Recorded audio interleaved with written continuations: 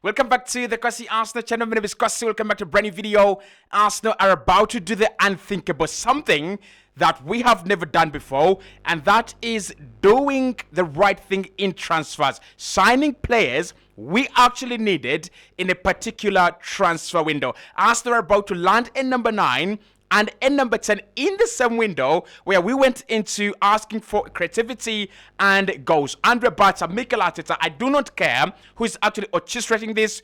You are absolutely changing our lives at Arsenal. Hit the like button, subscribe to the channel as well. We're going to be diving into the importance of signing in number 9 and the importance of signing in number 10 for Arsenal as we preview the new campaign that is actually starting in just 30 days. I'm so shocked that the Premier League season is coming back as quickly as this.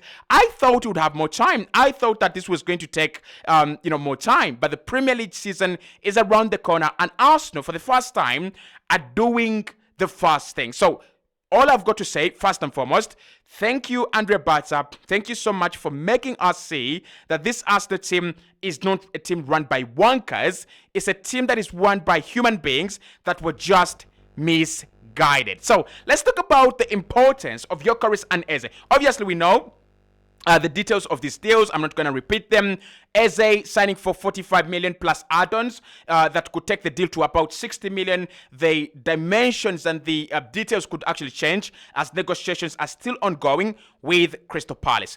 With Gyökeres, it is 80 million euros, and the structure of the deal is going to be about 70 million euros guaranteed and 10 in add-ons, and Arsenal are okay with that. And Arsenal, for the first time, are going to do the first thing. I cannot believe that for the first time, Arsenal are going to do the right thing in the transfer window. Remember, so many times, and this started from Arsene Wenger, whenever Arsenal wanted a striker, Arsenal would go and say, there was that window, you remember that window when Arsenal wanted a striker badly, and we signed Peter Cech, and Peter Cech was the only signing Arsenal did in that window. I was about to run mad. I was about to go crazy. I was like, what is this?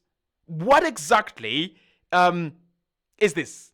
How have we gone from wanting a number 9, right, to signing Peter Cech from Chelsea, only 10 million, and closed the window? You know, that window, I wouldn't have cared. I could have cared less if Arsenal had signed a 10 million striker.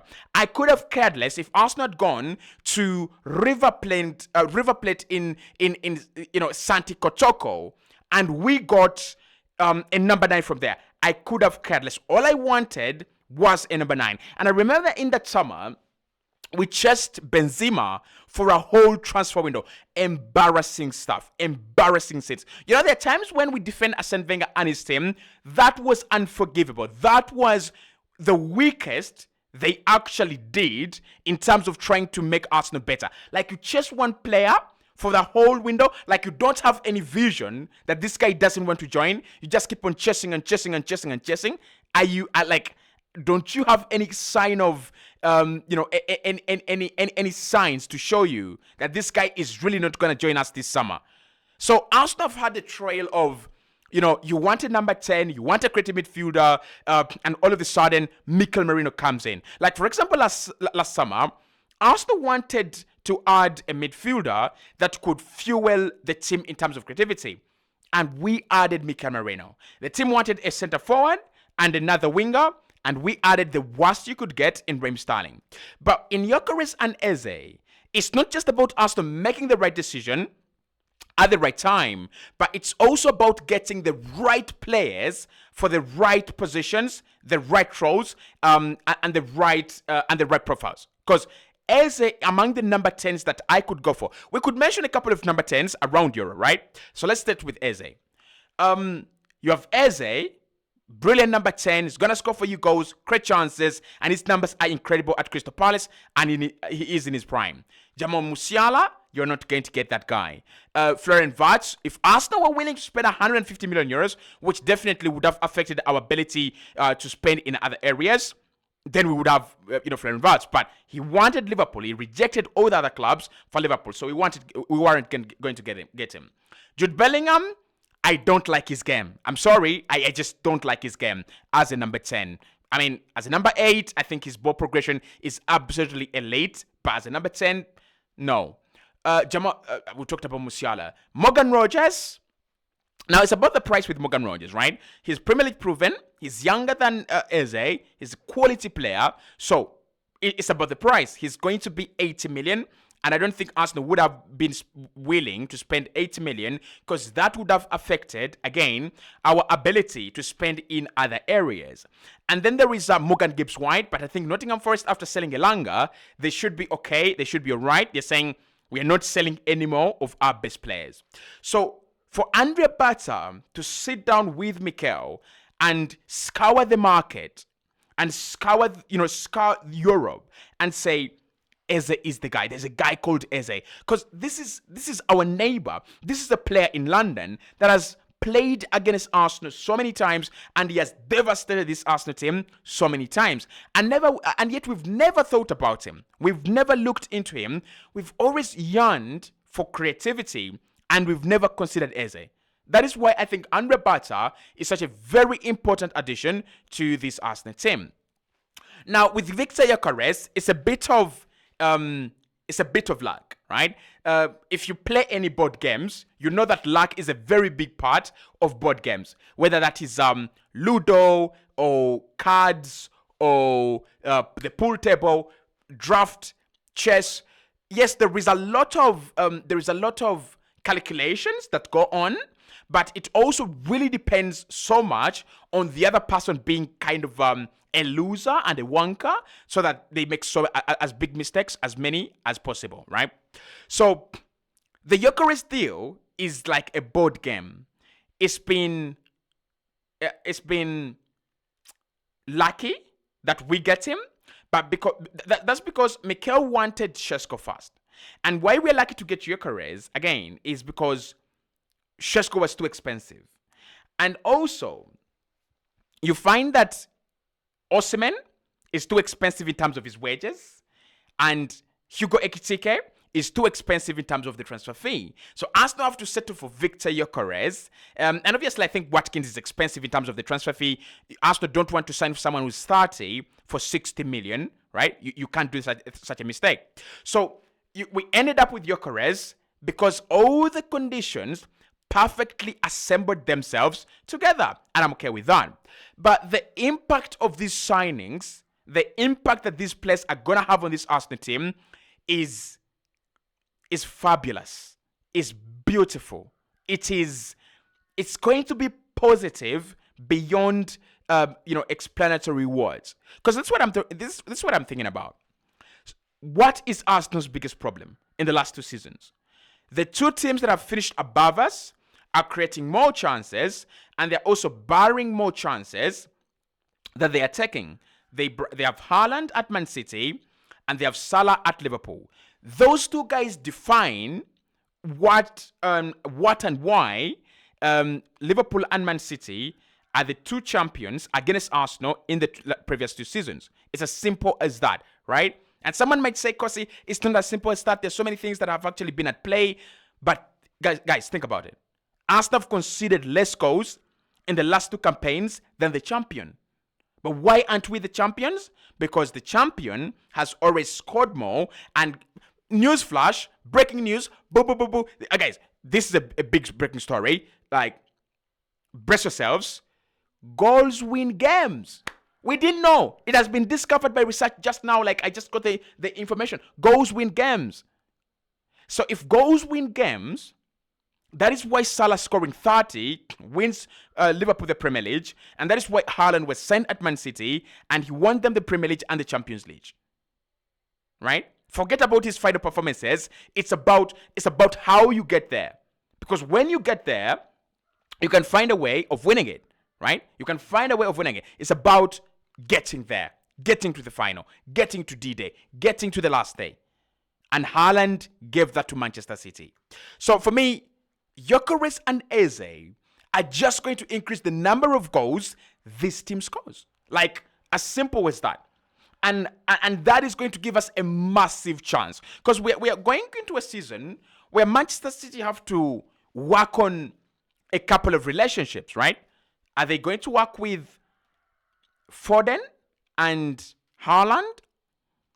Are they going to work with Sharky and Haaland? Are they going to work with Reinders and Haaland? They've got to find a way of replacing Kevin De Bruyne, and most importantly, the bond Kevin De Bruyne had with Erling Haaland.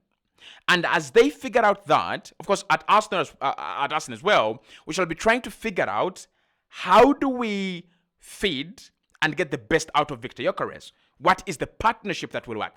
Could it be Declan Rice and Gyökeres? Could it be Havertz and Gyökeres? Could it be Odegaard and Gyökeres? We are about to find out this coming campaign, this coming season. Okay. So in terms of scoring goals, Liverpool have not lost anything. They're actually just getting stronger. They're vast now. They might lose Luis Diaz. Rest in peace. Jota is no longer there, right? So they did lose some quality and a lot of quality because Jota is a clutch player. And you know what we mean by clutch players. Wins you a game when things are tight. They don't have that, right? So they've got the reliable Salah. They've got the magnificent Vats, but they might sign a center forward. So as they look to work on those relationships, as Man City look to work to find new relationships, Arsenal have a massive chance to exploit that kind of new market and just go and win. It's as simple as that. We've got a massive chance to exploit that market and go and win. And then, apart from the creativity and the goals, because that is going to change, right? There is something that Arsenal are getting with these guys. And that is status. Well, I am a person that really does with brands and promotion. That is my line of employment. That is what I'm good at. That is what I'm building a career in. And hopefully I become a billionaire out of it, right? Something called status is something that is too priceless. Like, people might not understand it, but it is priceless. I'll give an example. Brian Bomo told Arsenal, I am going to Manchester United. Matthias Cunha told Chelsea, Arsenal, Tottenham, and all the other clubs that were interested, I am going to Manchester United. But United were closer to relegation last season than Arsenal were to winning the title. You know why? Status. Manchester United's status, and I'm saying this as an Arsenal fan honestly, is bigger than Arsenal's status. There's no question about that. It's bigger. United have written their name across the last 20 years as one of the biggest teams in Europe and in the world. Have a massive fan base, have won a lot of trophies. A legend is Sir Alexander Chairman Ferguson, and they've got players that have won the Ballon d'Or, right? So, because of that status, because of that history, because of the statements, you find that a team like Arsenal will want Mbeumo, and Mbeumo will choose Manchester United because it's still a dream for so many players to play for Manchester United. And I think Arsenal's status has just gone up in flames, right? It has just gone up a level when you add a perfect number 9 and you add a British Eze. Now think about this Arsenal team. If you're preparing for Arsenal, is it better for you to... Are you more scared of Havertz or Gyökeres? It is Gyökeres. Are you more scared of Merino or Eze? It's Eze. Are you more scared of Martinelli or Rodrigo? It would be Rodrigo. Are you more scared of... obviously, those are the big signings that, create a difference, right? And then you've got the backups. You've got the options, right? So everyone is looking at Arsenal like, okay, if they lose Raya, they've got Kepa. If they lose Zubimendi, they've got Nogard. If they lose Saka, they've got Madueke. If they lose Odegaard, they've got Wanyeri. If they lose Rice, they've got Eze. If they lose Martinelli, they've got Trossard or Rodrigo. Like, this team has just written its name among the ambitious projects, and that is for me what was lacking. That is what was lacking. It was a plain project